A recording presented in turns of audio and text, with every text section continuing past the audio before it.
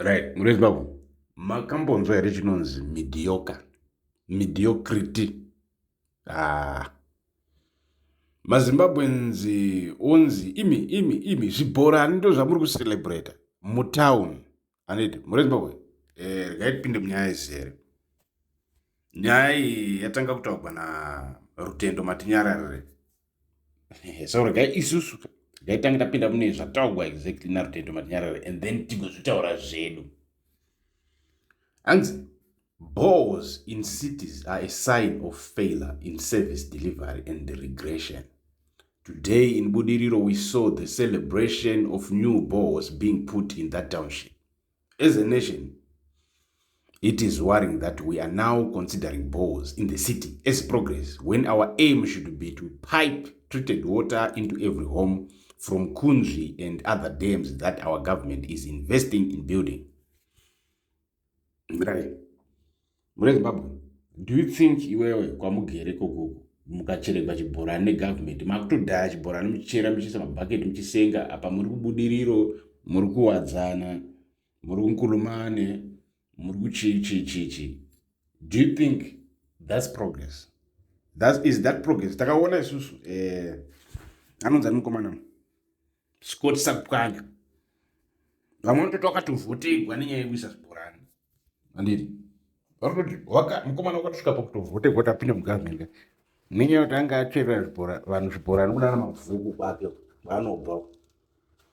Saka imimi muri Zimbabwe ndo levhu ratava here rekuti isusu takubhizi pakuti mvura ibude mupombi iwe matepi arifanira kunge riri mudheni izvoi titapinda wavhizitira hama dzako kudhorobha iwo wakusvika wakuchereswa mvura nemigomo tatodzoka kaurusero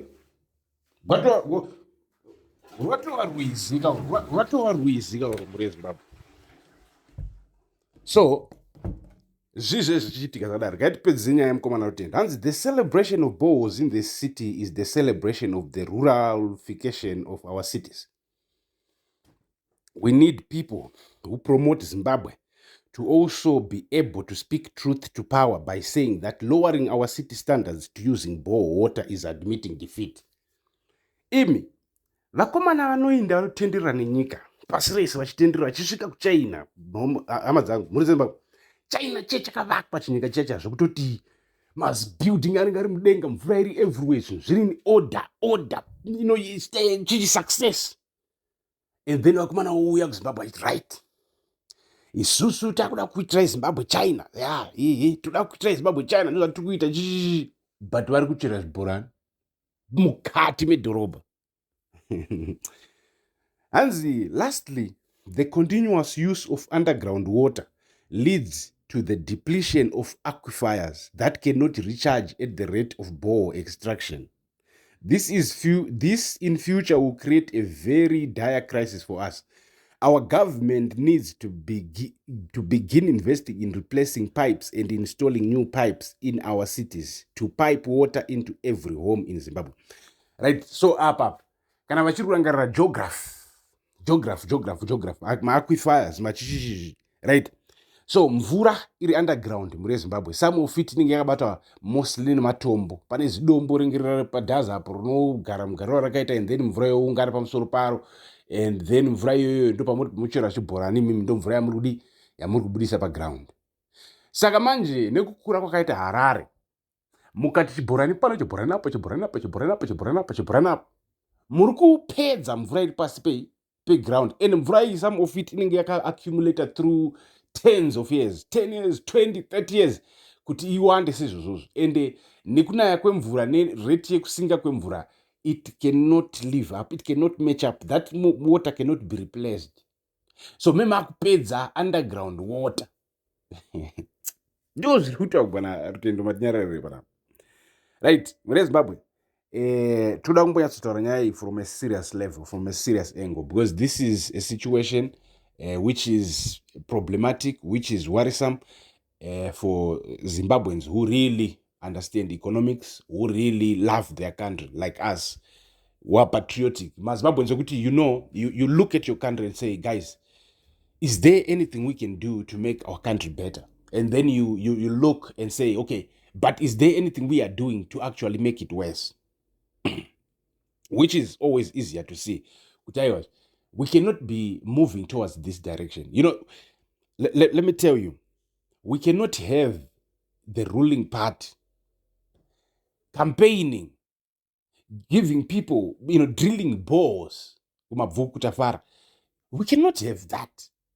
We cannot have the ruling party. If it was the opposition saying, yeah, the government have failed, you know what, isusu, drill my balls, the government, anything. We'll be like, yeah, but still, guys, I'm gonna drill my balls. But you know what, people, but 3 days, 4 days, so muna shika chiva drill chibhorani, they think, you know what, at least inini padeni pangu ndakuwana mvura munharaunda muno mutakakuwana mvura, you understand, because mvura yacho inogona kuti kwanzi kwabesta pipe kupedza kana kuti month isina kugadziriswa pabesta. Takaona isusu kuchitungwisa kuchichi iwe masuweji anonzi ava nemamanzi kana kuti makore akaputika akazara masuweji muneighborhood yose. So dzimwe dzimba kudhara inonzi munhanga wose yadhi yose yakazara suweji, vanhu vanopinda vachitsika pamusoro pezvitina. Imi government iyi. And then the most surprising thing is that mari inokwana kugadzirisa zvinhu izvozvo inenge ichipiwa vanhu out. Ezvizvi kwanzi nawiki nochivhayo maloya angu akandibatsira kugwisa hlonza wanga achidana naye hlonza hanzi ndichatovapa 200 marange rover 850,000 each, and then pamusoro papa ndovapa 50,000 each. That's $600,000 yamuri kungoona iri chitongoinda imimika. That is 600,000 muri wati yanga ichitadza kugadzira sewage riri kuaffecta thousands of people, hundreds of families kuchitungwisa kana kuchichi memuchizvifambisa sei kudai. So hanzi president pachavo vazopa nhingi mota, vazopa nhingi mari yakati. President iwe ukuva be serious muri Zimbabwe. That's why tichiti isusu musapinda mugovernment kana musiri serious nelife, kamusingazivi zvamuri kuda boys, handidi hamungaiti zvinhu zvakadaro because tichiona kuti mari iripo inokwana kugadzira zvinhu izvi, but hazvisi kugadzirwa. And some of these things, it's emergence. Kuputika kwesewage emergence, handidi kushayikwa kwemvura muguta emergence. Ivo vakuchera zvibhorani wotoona kuti vakomana vari kutokuudza kuti this situation is permanent and takutozochera zvibhorani kana kuti takutozotenga sola because magetsi hausi kuzomawana, mvura hausi kuzoiwana. Saka what kind of politics is this? What kind of government is this? And sometimes memuchiti vanhu vanoshora, vanhu vanoita sei, but vanhu vanenge vachingotarisa zviripo. Muri Zimbabwe tiripo panapa paThe Mutapa Times, ichi chinews chatakupinzirai chabva kuna Rutendo Matinyararire ari kuripota zvaari kuripota, isusu bva takusvitsira kwamuri. Muri Zimbabwe hatitori side, but isusu toti tikupai maanalysis, tikupai commentary. Imimi ndimuchatiudza zvamuri kufunga about all of this mucomment section. Stay blessed kwese kwamuri vari muno muZimbabwe nevari kunze kwenyika. One people. Rimwe zuva toshuwa kuti vari kunze kwenyika vadzoke munyika inenge yavawo neufumi, yava kubudiririka, yava kuraramika. Thank you for watching.